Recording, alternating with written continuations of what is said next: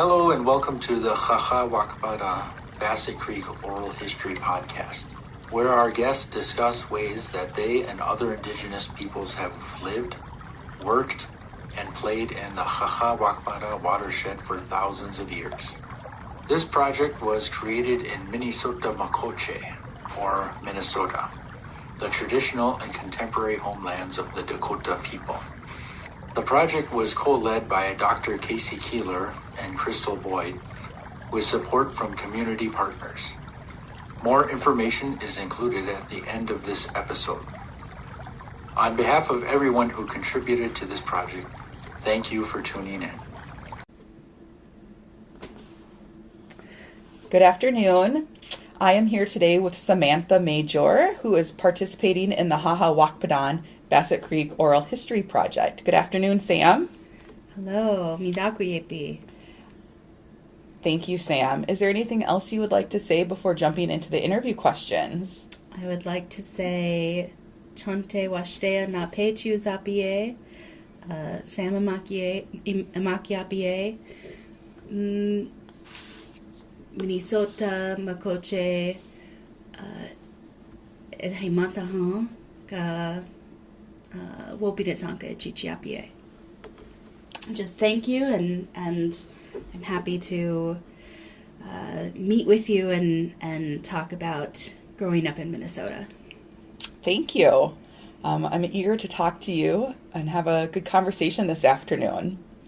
To begin with, when and for how long have you lived or worked in the area surrounding Bassett Creek?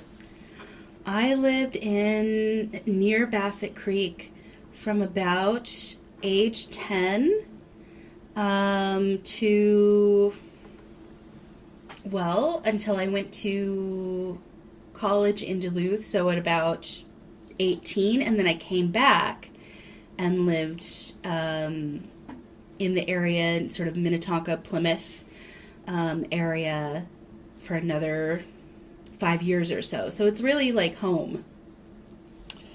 So as a youngster, what brought you and or your family to the area?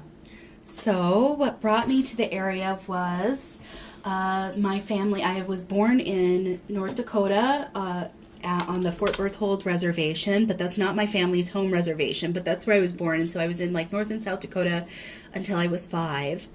And then both my parents started working for a company called Bellegarde.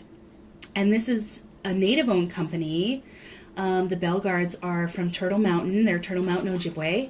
And they own rental properties. And at that time, they owned both residential real estate, so rental properties, apartment buildings, and then also some commercial real estate.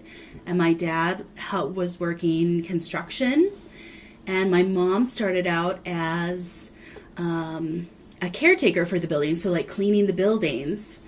And when they started at apartment buildings owned by the Bellegardes in Wyoming, and then moved to Minneapolis through the job. And so my dad quickly moved on to a different company and different things, but my mom is still with Bellegarde today. So she's been there for over 25 years, worked her way from being a caretaker to a manager, and then to working in their main office, which is right on 394 Wayzata Boulevard, right near Golden Valley and St. Louis Park. So when we moved into the area that, is connected to the Bassett Creek watershed, it was because that's where one of their apartment buildings was. My mom worked for the company, and we still have connections there. She's still working for the Bellegardes. So, and now is part of running the company, Wow, what an interesting story. So if I'm hearing this correctly, your family came to the Bassett Creek area to work for Bellegarde Properties, which is a native company. The family is from Turtle Mountain, Ojibwe. Yes. And it's headquartered here in the Twin Cities. Yes. Wow. And has been. So sort of the patriarch who started the company, Charles Bellegarde, passed a couple of years ago, and now his sons and daughters own the company. Particularly his son Ken Bellegarde runs the company, and my mom has worked with them for, I remember she had her 25th year anniversary not too long ago, but it's been more than 25 years now. Wow, this is so exciting. I want to learn more about Bellegarde properties, but this also shows me that your mom must really especially like her job, right? If she's been there for 25 years and has been able to advance. She loves it. Yeah, she's, just has an amazing work ethic, but also I think it's because the company was sort of family oriented, and when they, as you can see, she came in as maybe the sort of least paying, lowest, rung on the ladder, and worked her way up. And so they're a company that really promoted from within. And for, at the time, a young woman in, it must have been the early 90s. And then at that point, she was a single mom. To have a company that was supportive of her and really gave my sister and I opportunities. So they have had at that time several apartment buildings across the Twin Cities. And the one that we ended up at in sort of within this Minnetonka, Plymouth area, it put us in a really great school district that I don't think we would have otherwise been in. And so, it really shaped our lives. Yeah. That's wonderful, and actually leads to the next question. So where did you attend school in this region? And when you were in K through 12 schooling, did you attend or were you involved in an Indian education program?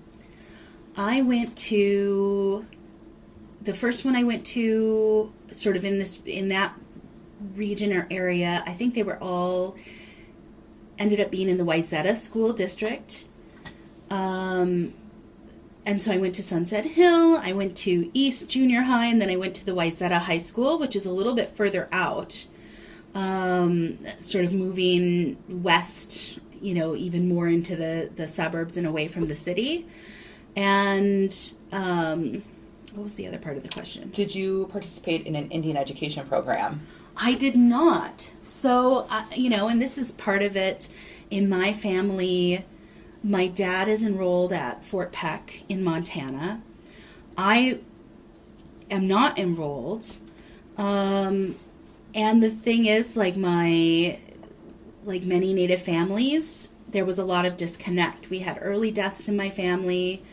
We do have the boarding school history in my family. So a lot of our history and connection to Fort Peck or just our ancestry was severed in a lot of ways. My grandfather was sent to boarding school out in Oregon, so far away from, where he was born, and he died very young. So I would say, growing up, my family connection and knowledge to our Native ancestry was slim, but I had an uncle, my dad's older brother, who became the family historian. And he connected with a lot of relatives that my dad and his brothers didn't know about growing up, connected to folks who were still out in Oregon by Chemawa boarding school. And we learned more and more about our history. And I think as the oldest grandchild, I inherited that interest and the family knowledge, and have expanded on it in just the work that I do. In my specialties in Native American literature, I was able to take Dakota language when I studied at University of Minnesota, and have learned so much more that explains the absence of knowledge in my family. So I really understand now what I didn't understand growing up in the Minnetonka, Plymouth, Golden Valley area, where I knew I was Native. I had been told that in my family. I knew my grandpa was Native, but I never met him. He passed away young. So it's been, I grew up in a place, I would say a space where the Native community, were writ large on place names in Minnesota, and certain parts of history, but a lot of it is hidden, especially in these spaces outside of, the Twin Cities. Right, absolutely. Growing up, did you know any other Native families? I know you mentioned the Bellegarde family that your parents worked for, but beyond that? Beyond that, I really didn't. Even in school, I can't remember, anyone sort of identifying as Native, or talking about it a lot. And I think, like many students still in American education, you learn a very shallow bit of Native history, and Native people are almost exclusively historicized. So not in a present tense sense. Bellegarde was a connection as far as, knowing Native people. I would also say I spent a lot of time at my grandma's house in the Black Hills. And so it was interesting growing up sort of in this very, I will say, white suburban space. And then having summers and vacations when I would go and spend a lot of time in Rapid City and the surrounding areas. And I remember feeling there because I take after my dad. I have, darker eyes and darker hair, and sometimes, you never know how people are going to read you, but sometimes I get the question, like, what are you? So I know, like, I don't read, like, I'm a little bit of a mystery as far as, like, how people read me. I think certainly in some circles, I'm very white passing. And then in other circles, there's this question of, like, what are you? Are you Native? Are you Latina? So I don't know. But I grew up with my mom, who is, mostly Dutch and Norwegian in heritage, blonde hair, blue-eyed. My sister was blonde hair, blue-eyed, so I kind of stood out. And when I would go to Rapid City, I would see people who looked more like me. And so that was a big, Rapid City was a space where I felt a little bit more connected to the Native community. And when I would come home, to Minnesota and these suburbs, I always felt a little different. So as a Native person, particularly if somebody that has, who identifies as Dakota, when you think about Bassett Creek or the Haha-Wakpadin watershed, how do you relate to this region as a Native person, if at all? I think, again, it's like my family history. I now know so much more and make so many more connections just because of my course of study and the work I've done to sort of reclaim a lot that was lost in these assimilative programs. One of the things that I think about growing up, and behind the apartment buildings where I lived, we were friends with, a little group of, like, young girls in the neighborhood. And there were always these, like, marshy areas behind, our neighborhood that we would go and sort of have, like, little, like, play clubs and things like that. And so there was, like, this little bit of connection to these waterways that run through these suburban spaces. But much of the suburban space, is commercialized. I lived right by Ridgedale Mall, which was, like, at that time, one of the biggest malls, and a big, when we were teenagers, we were there all the time. And I think everything in both, like, suburban and urban spaces orients us away from a lot of these waterways and natural resources that surround us. So it's like you almost have to kind of sneak away, like your, children kind of taking the off-beaten path in order to connect with them. We have fabulous parks in Minnesota, but even that, in most of, if you're driving, if you're just moving around the space, we are continually, like, oriented away from noticing, this part of the world around us.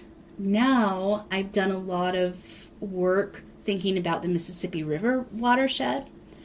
And so when I think about the Bassett Creek watershed, I think about, and that space that I grew up in, I think about how invisible it was to me and how important it is, when we do think about it, and that we need to think about it, that it is, connected to this big network that's basically, if you look at the watershed of the Mississippi, it's the lungs of this, continent.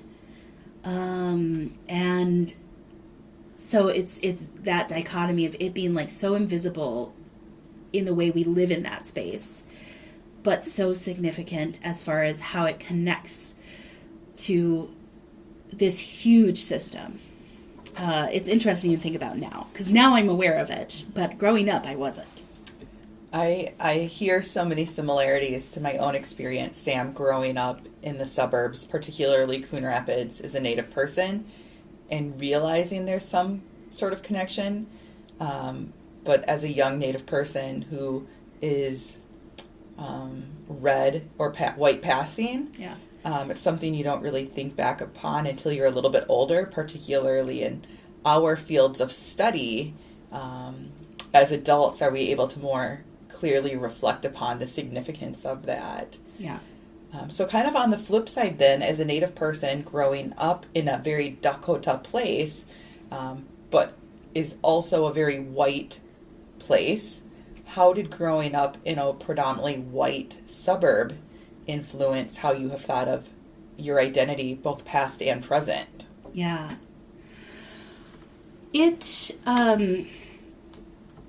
Well, I think,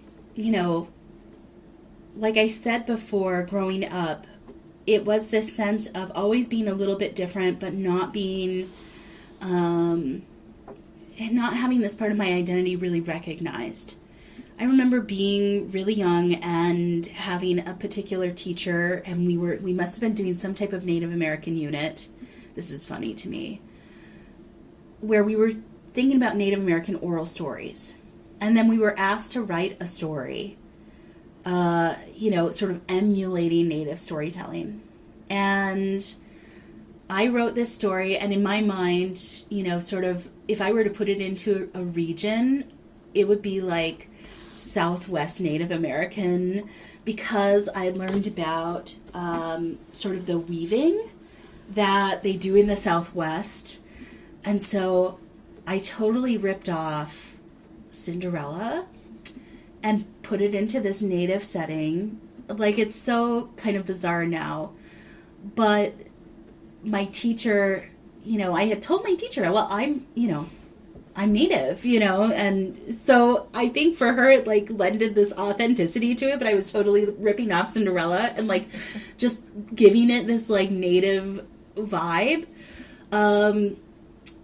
It's so interesting to like look back on that moment and then think about like what were the other students writing too in this kind of an assignment. But it's like there are those little moments where I was trying to connect to my heritage, but without guidance and without knowledge. It's, it remained a mystery to me in so many ways. Those small connections when I would go to Rapid City and just like see more. And my grandma really worked hard to like take us to museums and take us to powwows, like try and connect us in the ways that she could as a non-Native person. But it was a real mystery. And then I was trying to find it in literature. I was an English major, took Native classes every opportunity I could get, which wasn't often. I would say it was really getting into Dakota language that transformed things for me. And at the same time, I was able to learn more about my own family history and connect it with the history of Minnesota and where my relatives were at the time of, for instance, the 1862 Dakota War. Why did I have family, how did they go from Minnesota to Standing Rock? It was tracing that and putting those puzzle pieces together. But learning the language, what's interesting, so again, I graduated from Wayzata in our senior yearbook, it says, it has a whole front page about the word Wayzata, which is based on a Dakota word, Wayzata, which means north or northward. And, that's probably, one of the first Dakota words I learned because it was in our high school yearbook.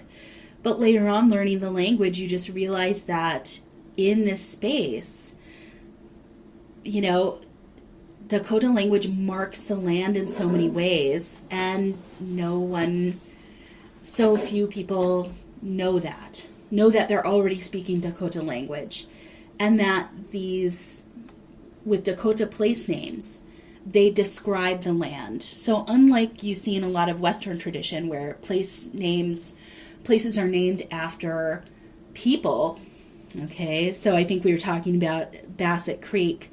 Bassett was one of, someone who had settled there, a significant person. Well, this is very common in the Western tradition. In Dakota tradition and many Native traditions, as far as place names, it is a description of the place itself. And I think that's really significant in shedding light on the way that we look at place, at landscape, at environment, and our relationships to it in a very different way. Haha Wakpadan, so you have little river, little creek, I would say, so Bassett Creek makes sense. Haha means like with little falls, or like a churning of water, or sort of disturbed water, or bubbling falls, you might call it. Like, it describes that place rather than naming it after somebody. And when we think about, it's these little things in the language when you start noticing how our grammar works and how we name places, how we connect to places and describe them, that you really get the cultural philosophy and that relationship, to place. So Wayzata, northward, Minnetonka, right? Big water, so connected to the lake there. All of these things describe the Dakota view of the place, and then oftentimes is in connection to, you could go on and sort of expand upon what are these places in memory? What seasons were they visited and, connected to in different ways? How do people live there? Our language carries that knowledge. So it sounds like a lot of this connecting with place happened a little bit later in life as you were a college student and even a graduate student, and now as an assistant professor at Marquette, really reflecting on where you grew up. Is this knowledge that you now know something that would have been beneficial to a young Sam growing up in the Haha Wakpadan region in the 1990s, early 2000s? It definitely would have been. So I think part of it is you really appreciate home once you leave it. So I would say as a kid and a teenager in the area, I almost never called it home.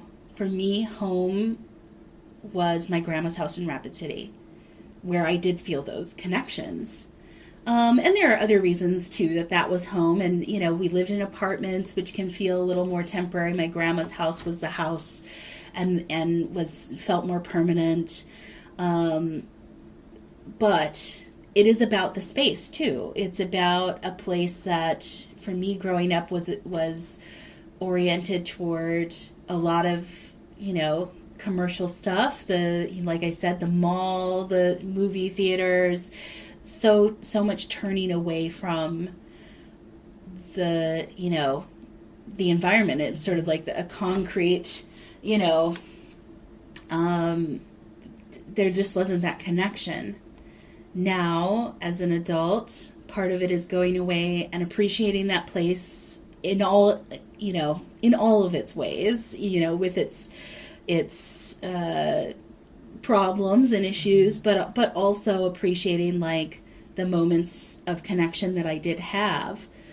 But now I see it in a totally different light, right? When I can make these connections with Dakota language, when I think back to my mom working for this Native company and how they grew and became, you know, their philosophy really is interesting to think about.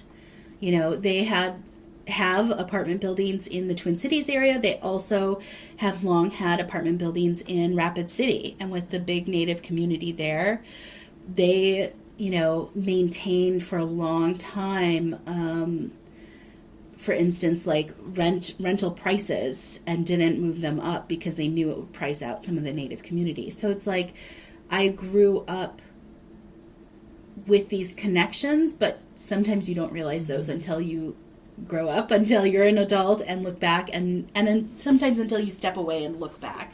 Right. And now you have so many connections right there at your fingertips that I'm sure you appreciate a lot more now. Yeah. You've mentioned spending time in Rapid City with your grandma is a way for you that you are able to really connect culturally in terms of your identity. As a youngster or even as an adult now, do you feel like you're involved in any cultural activities that draw you back to the Haha-Wakpadaan region, or in Minneapolis even, with the urban Indian community there? Definitely. So I still feel very connected to the Native community there, which I really found through my graduate work at the U of M, but also through language revitalization work, also working in, you know, certain city initiatives, just supporting, you know, the name restoration of B'nai Makaska, you know, right in the Twin Cities. Also, like, bringing Native education back into the suburbs. So when I was a graduate student at U of M, there was a little bit of a call from Wayzata High School, from the history teachers there who want to do better as far as teaching Native history. And so this is a very small, you know, step. But they asked if anybody would want to come in from, you know, Indigenous Studies at the U of M for a day and just sort of do a day on Native history in Minnesota. And so I went with a colleague, and it was a real full circle moment, because here I was at Wayzata High School, where I had gone and graduated, presenting Dakota history, and we decided strategically to present our family histories and sort of teach the history through our family stories, because what tends to get lost when we teach Native history is that Native people are still here. And so we wanted to be that embodied presence in front of them and connect and say, you know, this is where my, you know, 7 times great grandfather was, and here I am now, you know, that continuity. And so it was like a beautiful full circle moment day. I think this is the thing with education and with connection to these suburban spaces, is there are people who want change and who are inviting it, you know, like, you know, our history teachers, we know these teachers want to do better in this realm. It's a big lift to get there. It's a big lift for them to get the curriculum they need that's updated, and amazing people are working on these initiatives, but it's slow going. And so I think still in suburban spaces you have a real absence, but once you start looking, there's so much in the Twin Cities area, including the suburbs, that I find connection with the Indigenous community and all that's going on. Really exciting stuff. Right, absolutely. You've spoken so much and so generously about Dakota names, particularly in the Haha-Wakpadaan region. But what about, can you speak to the place names a little bit more? So based on your experience growing up in these predominantly white suburbs, is this something you would say most non-Native folks recognize? Is the Dakota history of these places based on the place names that are so familiar to us? When I would say no. I don't think people recognize it. They may look up, for instance, the state name, you know, Minnesota, where does this word come from? And they get Minnesota. Land where the water reflects the skies tends to be a good translation. But I think so many Minnesotans, do not make the connection, do not know that, Chaska, Shakopee, Minnetonka, Wayzata, Anoka, all of these suburbs and more, I'm not naming all of them here. I think, oftentimes, and maybe this is part of this idea that in the Western tradition, so many place names are based on people's last names, that to have kind of a weird word as the name, we just sort of, don't think about it or don't question it, don't make those connections. And when you do, so being part of some community gatherings where we share the language with, largely a non-native group or population, there's sort of this aha moment. But I think there are some initiatives we're seeing that might change this, signage, education, initiatives like restoring the B'day Makaska name and other name changes and advocacy like that really brings attention to these histories and to the Dakota language that everyone's using all the time because of place names. But I do think it's really easy to be totally unaware of it. And I think growing up, there was a greater, more of a lack of awareness. I think things are a little bit more accessible now, but I still think that by and large, we are failing our students in education in this way of our own history of where we live and our feet on the ground and what does that ground mean and what's happened in this ground. I do, and I see this, I teach Native literature, but I teach history just as much because in order to have my students understand what these writers and artists are saying, they need to understand the history. And so I teach a lot of history every semester. And students are, every semester, almost every student, shocked, have not heard of these histories, are not largely, have any depth in Native American history. Connected to the places where they grew up. So now I'm teaching, many students come from Illinois, from Wisconsin, but teaching students in Minnesota, non-native students. They're shocked. They are often angry and bewildered and questioning, why didn't I get this in my education? So much of my own research, Sam, as you know, is about thinking about suburbs, is historically Indian places and indigenous places, which you have so eloquently just stated over the last half hour. So my question is, why do you think there's such a disconnect between thinking about Native people in suburbs? I think that's such a good question because there really is that disconnect. As much as sometimes people have a lot of trouble seeing Native people in the present moment, and certainly trouble seeing Native people in the future, when in reality we're like the fastest growing population in the United States. We're here. We've been here. And suburban spaces is similar and maybe more so a space where Native people are invisible. And I tend to think it's part of Native people not being part of the present, and but also it is about sort of the economic tenor of the suburbs.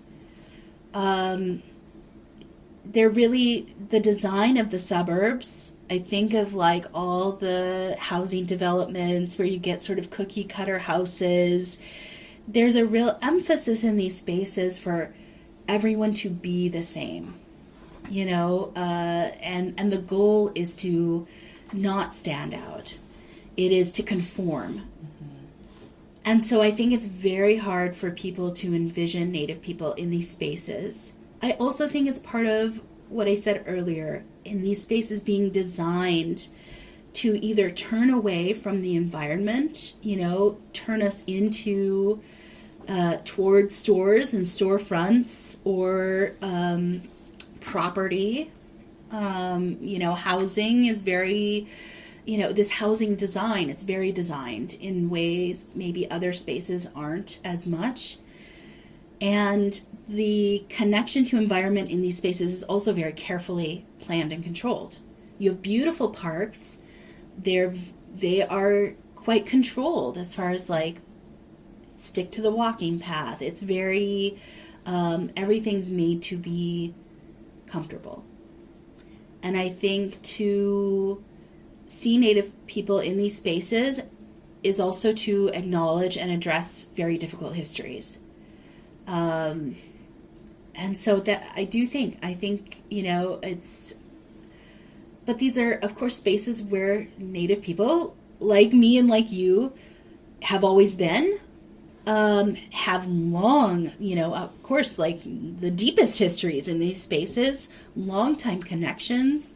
If you think about the Bassett Creek watershed, and, we could go back and talk about how this region, was essential to Dakota life in Minnesota Makoche. And yet to be sort of invisible there is very interesting, but I think it makes a lot of sense when you think about the design of the space and how we've constructed this idea of suburbs. But we are there. Right. So hearing you speak about the built environment provides a nice segue to the next question. I've been thinking about the natural environment. So in thinking about the Haha-Wakpadon, Bassett Creek watershed and surrounding area today, is there any advice or reflection you would like to offer to those who help manage and steward the watershed and surrounding area? Or are there any particular changes or initiatives you would like to see take hold to improve the natural landscape or restore the natural landscape? Yeah, I think there's a lot of work to do, especially, we get the reports about Minnesota waterways and our, their environmental health. And these reports tend to be more and more disturbing. I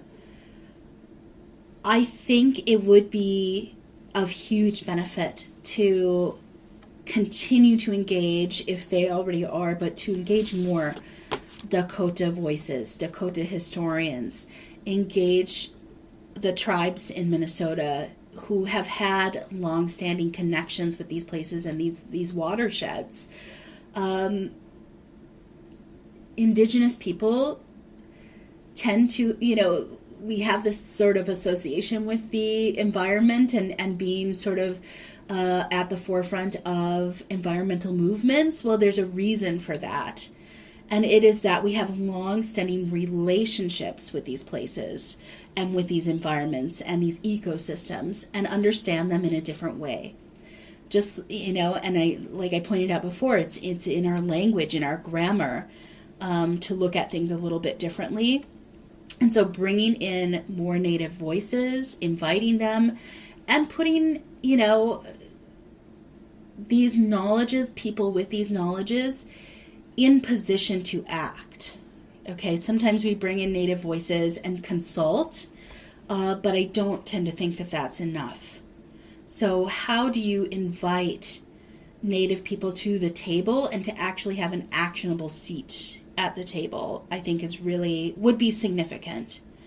And of course, this is in everybody's best interests. But I would also say I would love to see, thinking about like the built environment and the natural environment and these kinds of like, binaries that we're always trying to trouble a little bit. There's a lot of Dakota history in this place that Dakota people built into the environment that doesn't get recognized. I remember, they were doing some road work somewhere in Minnetonka not too many years ago and, figured out that they were running into mounds. I think, again, when these issues come up, the people who are in charge of making decisions on these things, certainly there are legal issues involved. But when we, in general, do not have a depth of knowledge about our own histories, we are more likely to look at a mound and say, what's the big deal? We need our road to go there.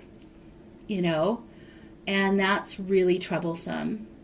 And so there's a lot to these spaces that we might look at as natural environment that has a history of human management, of native management and understanding of these places. So to seek out that information, to continue to push for a depth of education that our students just aren't getting, these are all steps that feed into each other. I really appreciate your return to education on so many of these questions and how important it is. I know I asked early on if you participated in an Indian education program, and you didn't. No. But was there one offered in the schools that you attended? Do you know? I do not know. And I wonder if there must have been, but it was not something certainly on my radar or my mom's radar. Or that you were aware of other students even participating. That's in, right. Which is revealing as well, Yes. right? Well, and that's the thing, is because I was thinking, again, like, did I ever... Of course, I don't doubt that there were other students with Native heritage that I went to school with, but we didn't know each other. We didn't identify our, we were not visible in that way. So it's interesting to think, like, I really can't think of another student being like, I'm Native. And I remember certain classes, like maybe when I was in high school, where I certainly, like, I took poetry and wrote poetry about my grandfather and, like, my Native heritage. So it wasn't like my classmates were totally unaware of this, or I never, like, identified, myself in that way. It just, I never remember anyone else identifying as Native. So there's real sense of isolation. Right. And so I wouldn't know how to connect to those resources if they were there. Based on my lived experience of the Twin Cities, I would say that when I think about the West Metro suburbs, which really overlays with the Bassett Creek watershed, I think about the West Metro suburbs as more upper middle class white affluence than any of the other suburban geographies around the Twin Cities. Yeah. And that, I was in the Wayzata High School district, known for its affluence. There were some of us who, like, rode the bus into high school, but many of my cohort, at 16 got a brand new car that was probably too much horsepower for them. It was really the class distinctions and the keeping up with the Joneses as far as, like, wealth, and my house has a pool, and, like, that really defined that space and the experience for me because I was in that particular district. I also think about how, at least when I was growing up, and I don't know how much this has changed or is changing, but throughout the 90s, our school districts and the money that our school districts got came from property taxes. Mm-hmm. And think about the, like, that property, that space of the West, Northwest Metro, West Metro in the Twin Cities being very affluent. I remember my mom talking about, because we had moved from, I'm going to forget the city.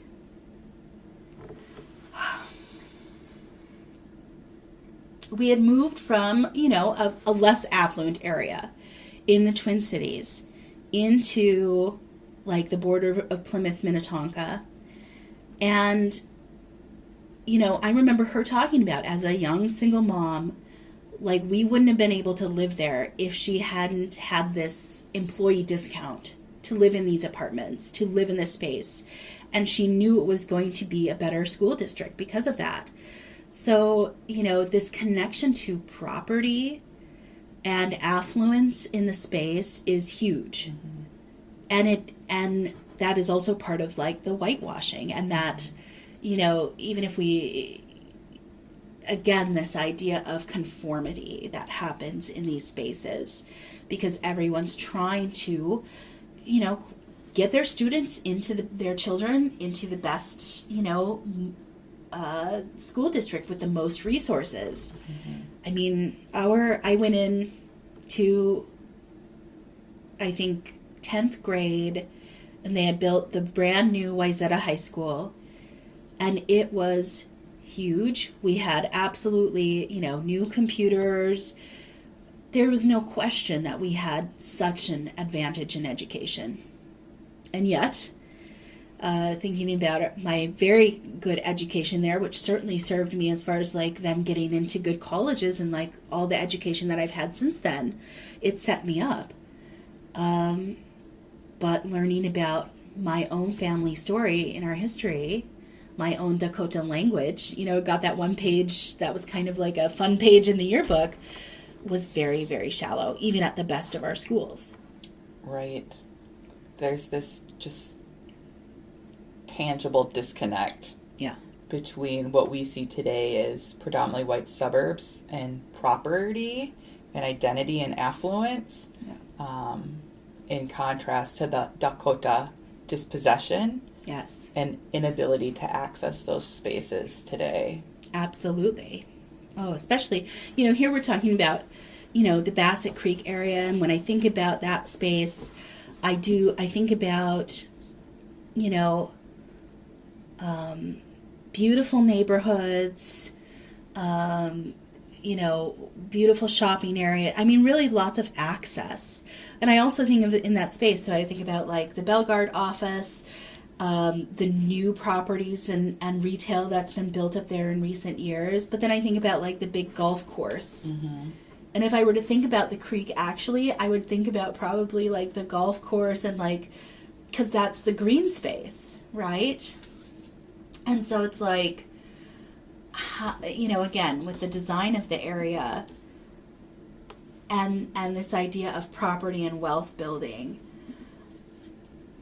you can see how, it is not a space that is accessible to many people, including Dakota people, who would return to these spaces,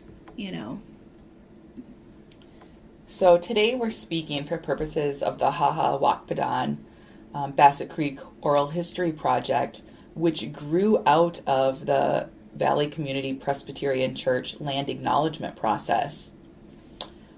As a Native person, and a Native woman in particular, who grew up and spent quite a few years in this area, what do you think about land acknowledgement statements? And after the work has been done to create a responsible land acknowledgement statement, what follow-up or supplemental work would you like to see happen?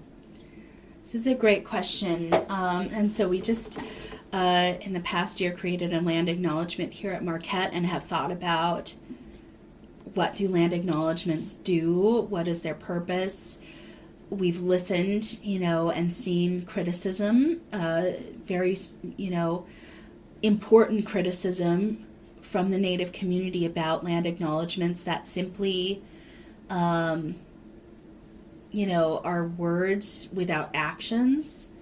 And so I think, land acknowledgements can be a tricky thing. When they're done well, they do a couple of things. First of all, it allows us to have that moment of mindfulness and calling to mind in acknowledging the space. I like a land acknowledgement that also speaks to continuing Native presence. Because I think sometimes when we do a land acknowledgement, they can use a lot of past tense and actually work to disconnect Native people from homelands. rather than acknowledge continuing connection. So I think that's always really important.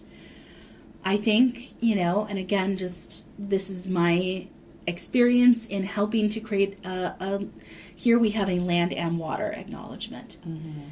Because for Indigenous people, especially in this moment, as water protectors, as folks who are sort of on the front lines of calling out many big company, big oil initiatives that are endangering our waterways, there's that expanding this idea. It's not just about land. It's about our waters. Of course, it's about so many more things than that, but kind of raising awareness about our current connections, whoever's listening to the acknowledgement. Where are you standing? What is your relationship to this place? What are our responsibilities to it and to each other? So I think land acknowledgements can do a lot of good when sort of carefully constructed. And then the second piece is a land acknowledgement is a start. It's the beginning of a process.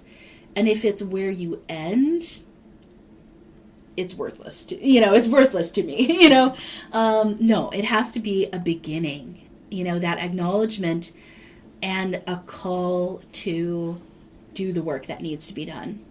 As far as learning the history, reconnecting, building relationships, honoring the treaties. Big stuff. So I think that's what I would say about land acknowledgements is it can be, when thoughtfully crafted, a great call to acknowledgement, but it needs to be a start and not an end. I feel like that is one of the most well-structured or concise reactions to a land acknowledgement I have heard is, if it's your end point, you're not doing it right. Right. Yep. Yeah. Well, and I've been lucky enough to be doing some of this work at my own institution, and here I am, on Menominee, Potawatomi, Ho-Chunk land, and as a Dakota person, so, I've had to do and feel honored and also compelled to do this kind of work of acknowledging where am I in this moment, and then thinking about this institution that I work for at Marquette and, helping them to start this process. Right. Even as Native people, Native women, we too are visitors on somebody else's homelands. Yeah. Absolutely. Just a few more questions for this afternoon. And thinking about your experience as a Native person in a predominantly white suburb, is there anything you would like future generations to know or that you would want to share? I want future generations to know so much more than they do now, so I could go on and on. To me, the biggest thing, and I think it is a real challenge and it is imperative that people recognize that Native people are still here. We are here, we're thriving. I think the way Native people are historicized, and again, I have many students come into my class sort of with the idea that Native people are no longer existent. Okay, and we use very troubling language like extinction and things like this regarding human beings. I'm sad to say that remains one of our biggest challenges, but I think once we get over that hurdle and there is a general sense of Native presence, that's a big game changer. Because you can't have a disconnect from our histories. You can't sort of swat away even things like, having racist mascots. When you acknowledge that someone is there in the room, I'm standing here right in front of you, it gets much more difficult to carry on and continue those kinds of things, dispossession, racism, all the things that we've faced historically and continue to face. It's much more difficult when you acknowledge we are here, didn't go away. We made agreements that need to be addressed. Yep. There's a reason people don't know about these things. Mm-hmm. And it is political, it is... education, as you just talked about. Yep. And so I think that, unfortunately, that we're still in that space of needing our presence to be acknowledged, and we go from there. I appreciate that response, Sam, particularly because you're sharing what a non-native audience, future generation, should be thinking about. The burden is not on Native people to remind non-natives that we are here and thriving. Yes. Can I speak to the Native audience? Yes. If I were to. Yes. What I'm seeing that really excites me is I see a real generational shift where I think about my dad's generation, maybe my grandpa's generation. I think about my dad's generation being children of boarding school survivors, and the work that many in his generation have done to advocate for Native rights and to put my generation in a position where we can actually, advocate for these things in a bigger way. I don't have the burden of being ambivalent about like a mascot or racist Native representation. I think earlier generations thought, okay, well, this gives us some visibility. Mm-hmm. Like, as long just, include us. I think our generation, the younger generations, don't need that reassurance. We know we're here. And because of the work of, very tough work of like, carrying forward the language when it was, all of these policies were in place to stamp it out. People who held on to ceremony, people who carried this forward. I'm excited about our generation now that is pushing past and fully reclaiming these things in a way that, I think of, my grandfather who went through boarding school, who, when he was in the military, told people he was Italian, mm-hmm. so that he wouldn't, face certain discrimination. We're moving into an exciting place. And so I think, for, my Dakota relatives, I see all the work we're doing, and I think it's really exciting, and I think there is change to be had. And it's happening. Very exciting. Yes. So finally, is there anything else that you would like to share that we have missed or you felt didn't fit into any of the other questions? I think I've said a lot. I think I've said a lot. No, if you want to add more, you know where to find me. Okay. Well, thank you so much, Sam, for joining me this afternoon. Thank you so much. It was, so nice to think about home and homelands and what it means.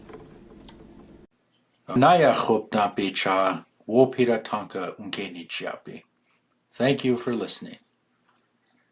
This project may serve as a model for other communities that seek to go beyond land acknowledgement.